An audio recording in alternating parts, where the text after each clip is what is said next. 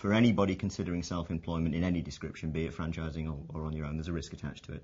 You know, the risk is greatly reduced for a franchisee, but there is still a risk attached to investing in a business.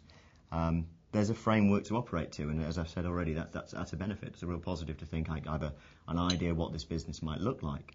Unfortunately, with that framework being there, you've then got to operate to it. But it makes little sense for a franchisee to invest in a proven business system and then spend every waking minute thinking about a different way of doing it. You know, why buy a proven system and then go and try and do it on your own anyway? But there's a system to follow, and not everybody wants to work within the framework of that business system.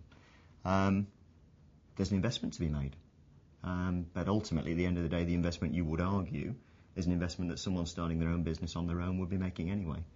So yeah, I think overall we're talking about the advantages by far and away outweighing any disadvantages there might be.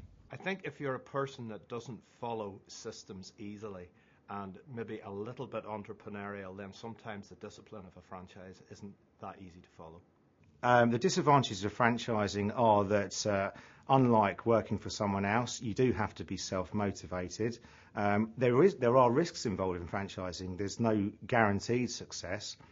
A good franchisor will offer you the support and the backup to get your business started and to help you throughout your business. However, you do have to work, and your success is down to the effort that you put in.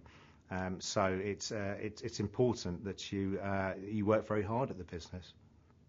The disadvantages of franchising, potentially for somebody who's quite entrepreneurial, is that they're going to be governed by their franchise agreement and the franchise manual.